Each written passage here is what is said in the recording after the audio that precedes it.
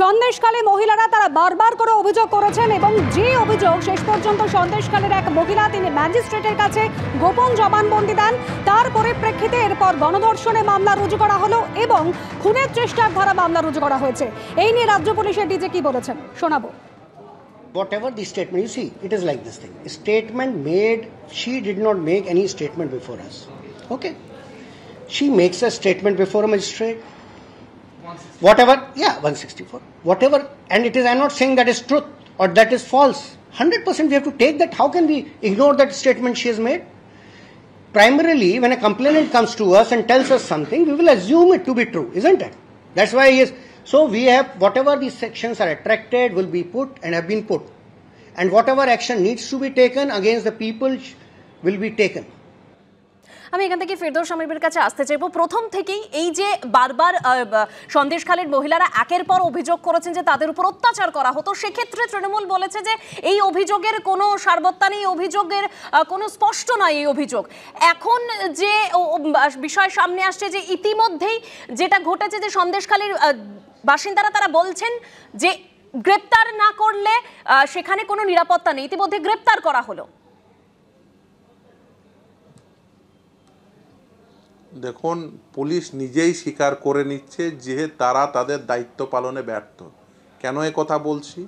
একদিকে পুলিশ বলছে যে তাদের কাছে কেউ অভিযোগ জানিয়ে অভিযোগ নথিভুক্ত করাননি অন্ততপক্ষে এই ধরনের হিনিয়াস ক্রাইমের, অথচ 164 স্টেটমেন্ট দিয়ে বলছেন এবং তার ফলে পুলিশ যে সেকশন অ্যাট্রাক্ট করে অর্থাৎ 376D তারা অ্যাড করেছেন। অর্থাৎ ওই নির্যাতিতা মহিলা কোথায় গিয়ে স্টেটমেন্ট করছেন? ম্যাজিস্ট্রেটের সামনে। ম্যাজিস্ট্রেটের সামনে বয়ান দিয়ে বলছেন তার সঙ্গে রেপ হয়েছে, সেটা গ্যাং রেপ, অথচ পুলিশের কাছে কিন্তু কোনো নথিভুক্ত হয়নি অভিযোগ। তার মানে একজন মহিলা তিনি যে নির্যাতিতা হয়েছেন তিনি সেটা বুঝতে পারছেন, তিনি যখন শুনছেন যে একজন মানুষ তিনি পুলিশের লোক নন, তার সামনে গিয়ে তিনি কিন্তু তার অভিযোগটি জানাচ্ছেন, অথচ পুলিশের সামনে জানাতে পারছে। অর্থাৎ পুলিশ এই আস্থা ওই এলাকার মানুষকে দিতে পারেননি যে যারা নির্ভয়ে এসে তাদের অভিযোগ নথিভুক্ত করাতে পারেন, নির্ভয়ে এসে তাদের অভিযোগটি জানাতে পারেন। এটা পুলিশি ব্যর্থতা। আর সন্দেশখালীতে যে পুলিশি ব্যর্থতা রয়েছে সেটা আপনি শাহজাহানের বাড়িতে ইডির তদন্তে গিয়ে ইডির বাধাপ্রাপ্ত হওয়া থেকে শুরু করে এই যে 376D অ্যাড হওয়া, এই পুরো ঘটনাটিকে যদি দেখেন তাহলে বুঝতে পারবেন যে পুলিশ প্রশাসন সাংঘাতিকভাবে ব্যর্থ হয়েছে সন্দেশখালীতে প্রতিটি কাণ্ডে। সেই ইডির কাজে প্রতিহত করা থেকে শুরু করে 376 অ্যাড হওয়া পর্যন্ত সমস্ত ঘটনাটাই পুলিশি ব্যর্থতার দৃষ্টান্ত হিসেবে রয়ে যাবে। তার কারণ হচ্ছে পুলিশ নিজেই সেটা স্বীকার করছেন যে আমাদের কাছে কোনো অভিযোগ নেই, অথচ ম্যাজিস্ট্রেটের সামনে গিয়ে বিবৃতি দিচ্ছেন। ম্যাজিস্ট্রেটের সামনে গিয়ে বিবৃতি দিতে পারছেন একজন ভদ্রমহিলা, অথচ তিনি পুলিশের কাছে অভিযোগ করতে পারছেন না।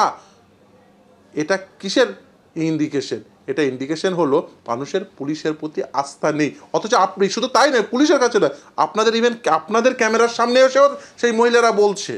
অর্থাৎ গণতন্ত্রের মানে অন্য একটা স্তম্ভ, যদি আমাদের সাংবিধানিকভাবে নয়, কিন্তু আপনি এই যে ক্যামেরার সামনে আপনারা সংবাদ মাধ্যমের প্রতিনিধি, তাদের সামনে এসে তাদের ক্যামেরার সামনে এসে বলতে পারছেন, ম্যাজিস্ট্রেটের সামনে গিয়ে বলতে পারছেন, অথচ পুলিশের কাছে বলতে পারছেন না।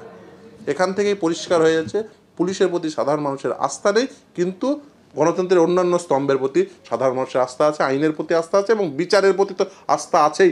তাই তারা বিচার পেতে চাইছে। রাজ্য পুলিশের ডিজি তিনি বলেছেন যে সমস্ত রকম অভিযোগ, যা অভিযোগ তাদের কাছে এখনো পর্যন্ত এসেছে, সে সমস্ত রকম অভিযোগ খতিয়ে দেখা হবে। শেখ শাহজাহান 44 দিনেও এখনো তার কোনো খোঁজ নেই। অধরা শেখ শাহজাহান, তার দুই সাগরেদ উত্তম সর্দার, যাকে আগেই গ্রেপ্তার করা হয়েছে এবং ইতিমধ্যেই গ্রেপ্তার করা হলো শিবপ্রসাদ হাজরাকে।